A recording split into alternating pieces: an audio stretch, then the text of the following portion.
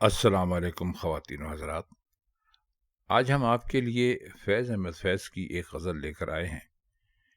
اس کا پہلا مصرع تو مخدوم محی الدین کی غزل سے ہے. آپ کی یاد آتی رہی رات بھر، چاندنی دل دکھاتی رہی رات بھر. یہ غزل مخدوم محی الدین نے کہی تھی اور اس کو گایا بھی بہت اچھا ہے، اور خاص طور پر چھایا گنگولی نے تو اس کو بہت ہی اچھا گایا ہے. لیکن اس پر جب فیض نے ایک غزل کہی تو وہ بھی اپنی جگہ ایک مقام رکھتی ہے. تو چلیے شروع کرتے ہیں. آپ کی یاد آتی رہی رات بھر، چاندنی دل دکھاتی رہی رات بھر. پہلا مصرع بہت ہی عام سی بات لگتی ہے اس کے اندر، لیکن ہے نہیں. دوسرا مصرع اس بات کو مکمل کرتا ہے، یعنی چاندنی دل دکھاتی رہی رات بھر. دیکھیے، محبت کے لیے یہ کہا جاتا ہے کہ وہ موسم کی کافی حد تک محتاج ہوتی ہے. یعنی جیسے برسات کا موسم ہے، ٹھنڈی ہوا چل رہی ہے، بادل گھر کر آ رہے ہیں، دریا کا کنارہ ہے، ڈوبتے ہوئے سورج کا نظارہ ہے وغیرہ. تو اسی طرح عاشقوں کو چاندنی رات بھی بہت اچھی لگتی ہے.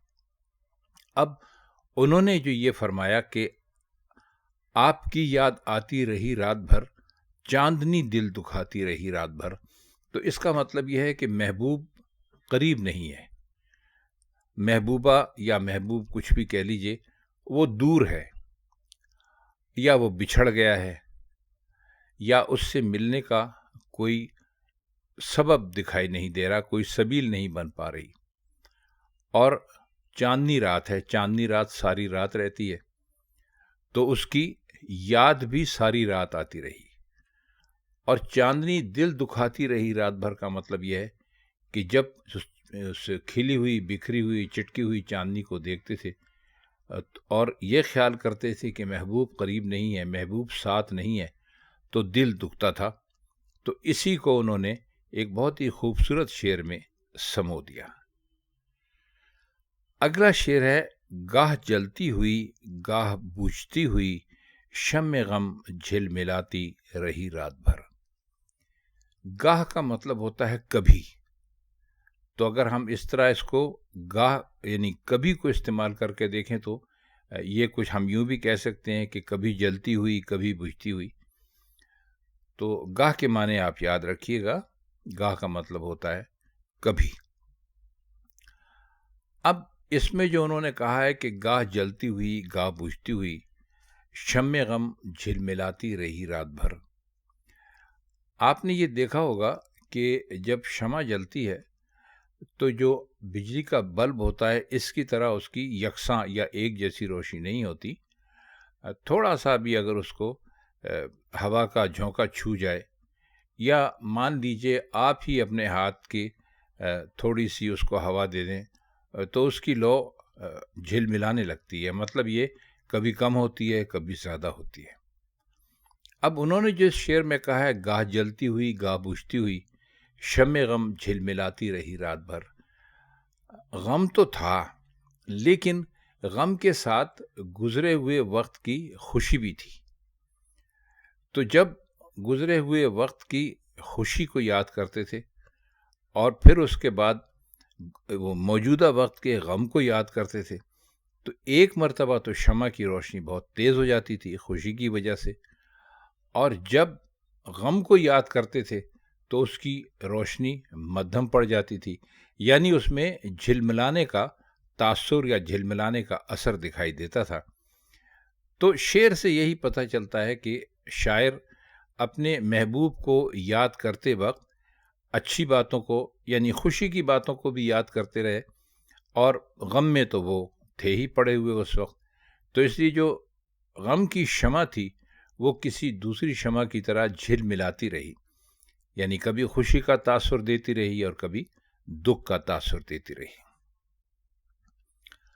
تیسرا شعر ہے: کوئی خوشبو بدلتی رہی پیرہن، کوئی تصویر گاتی رہی رات بھر. پیراہن کا مطلب ہوتا ہے لباس. جسے ہم اور آپ کہتے ہیں کپڑے، یوں کہہ لیجئے۔ شعر بہت ہی خوبصورت ہے۔ کوئی خوشبو بدلتی رہی پیرہن کا مطلب یہ ہے کہ محبوب کو سوچتے تھے تو طرح طرح کی خوشبو کا تاثر ملتا تھا۔ ظاہر ہے جب آپ کسی سے محبت کرتے ہیں اور اس کو یاد کرتے ہیں تو آپ کے ارد گرد یادوں کی مہک پھیل جاتی ہے، اور یہی یادوں کی مہک جو تھی وہ بدلتی رہی۔ اب بدلتی کیوں رہی؟ اس لیے کہ محبوب کو مختلف وقت کے ساتھ یاد کرتے رہے، کبھی دن میں ملنا، رات میں ملنا، چاندنی رات میں ملنا، ڈوبتے سورج کی روشنی میں ملنا وغیرہ۔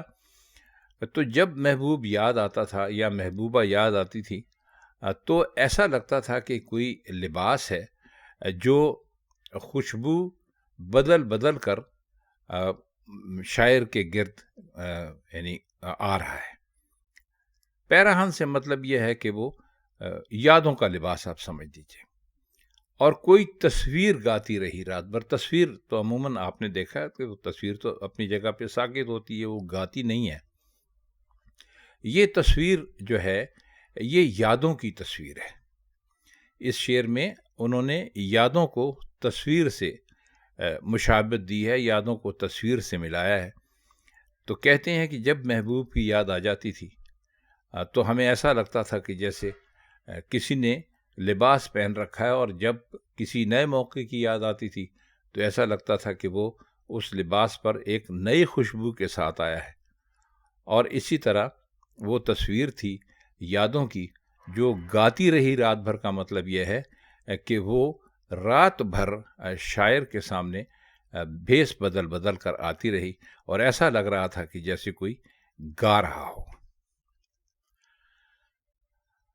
اگلا شعر ہے، پھر صبا سایہ شاخ گل کے تلے کوئی قصہ سناتی رہی رات بھر۔ صبا کہتے ہیں ہوا کو، اور سایہ شاخ گل کا مطلب ہوتا ہے اس شاخ کا سایہ جس کے اوپر پھول کھلے ہوئے ہوں۔ تلے آپ جانتے ہیں نیچے کو کہتے ہیں۔ تو یہ یادوں کا ایک تسلسل چل رہا ہے شاعر کی زندگی میں۔ فرماتے یہ ہیں کہ جب یاد آتی ہے تو ہمیں کوئی نہ کوئی ایسا قصہ جو ہمارے محبوب سے جڑا ہوا ہے یاد آ جاتا ہے۔ اسی میں ایسا لگتا ہے کہ ہم شاخ سایہ گل کے تلے بیٹھے ہیں، یعنی وہ ایک ایسی شاخ جس کے اوپر پھول کھلے ہوئے ہوں، ہم اس کے نیچے بیٹھے ہیں۔ یعنی یادوں کے پھول جو ہے وہ طرح طرح سے روپ بدل بدل کر آ رہے ہیں۔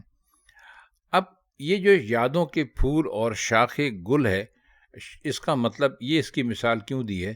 اس لیے دی ہے کہ محبوب کو یاد کرتے ہی شاعر نغموں کی، ہواؤں کی، پھولوں کی جو نگری ہوتی ہے اس میں پہنچ جاتا ہے۔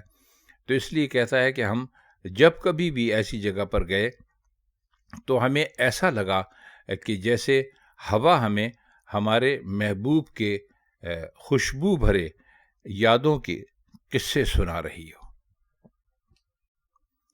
جو نہ آیا اسے کوئی زنجیر در، ہر صدا پہ بلاتی رہی رات بھر۔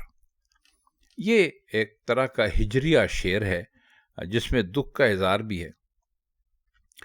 زنجیر در، اب تو خیر لوگوں کے گھروں میں کال بیل لگی ہوئی ہیں، گھنٹیاں لگی ہوئی ہیں۔ یہ پرانے زمانے میں ہوا کرتا تھا کہ جو گھروں پہ زنجیر لگی ہوتی تھی، یعنی جو جس سے کنڈی لگایا کرتے تھے، دروازہ باہر سے بند کر دیا کرتے تھے، تو جب کوئی کسی کے گھر جاتا تھا لکڑی کے دروازے پر اس زنجیر کو ہلا کر کھٹکھٹایا کرتا تھا، تو اس سے پتہ چلتا تھا کہ باہر کوئی آیا ہے بھائی۔ تو یہ ایک طرح سے اس زمانے کا ایک دستور تھا۔ تو کہتے ہیں کہ ہم ایک ایسے محبوب کی منتظر ہیں، اس کی یاد میں ہیں کہ جو آتا تھا اور ہمارے دروازے کی کنڈی کھٹکھٹاتا تھا، زنجیر کھٹکھٹاتا تھا، اور ہمارا جو زنجیر در یعنی ہمارے دروازے پر جو زنجیر لگی ہوئی ہے وہ اسے ساری رات بلاتی رہی، ساری رات ہماری طرح اس کی منتظر رہی کہ وہ آئے اور اپنے آنے کی اطلاع یہ زنجیر ہلا کر ہمیں دے۔ آخری شعر ہے، ایک امید سے دل بہلتا رہا، ایک تمنا ستاتی رہی رات بھر۔ امید سے دل بہلنے کا مطلب یہ ہے کہ اس فکر میں تھے کہ محبوب آئے گا، نہیں آئے گا، تو جب نہیں آنے کی بات ہوتی تھی تو دل اداس ہو جاتا تھا، پھر لگتا تھا کہ شاید آ جائے تو پھر دل خوش ہوتا تھا۔ تو ایک امید تھی جس نے کہ دل کو بہلائے رکھا، ورنہ شاعر جو کچھ بھی کرتے ہیں آپ کو پتہ ہے، روتے ہیں، پیٹتے ہیں، نالہ فریاد کرتے ہیں۔ اور ایک تمنا ستاتی رہی رات بھر۔ ظاہر ہے کہ تمنا کیا ہو سکتی ہے کہ محبوب آ جائے، محبوب مل جائے اس خوبصورت اور چاندنی رات میں، لیکن اس کا امید ایک طرح سے تو نہیں تھی، یہ تمنا تھی صرف۔ اور تمنا میں جب محبوب نہیں آتا تھا تو بہت مایوس ہو جاتے تھے، لیکن ایک امید تھی، اس سے اپنے دل کو رات بھر بہلا کر رکھا۔ تو خواتین حضرات، یہ فیض احمد فیض کی مشہور غزل تھی جس کے مشکل الفاظ کے معنی اور کچھ تشریح ہم نے کرنے کی کوشش کی۔ اگر آپ کو اچھی لگی ہو تو ہمارے چینل کو لائک اور سبسکرائب ضرور کیجیے۔ اگلی غزل تک کے لیے آپ سے چاہتے ہیں اجازت۔ خدا حافظ۔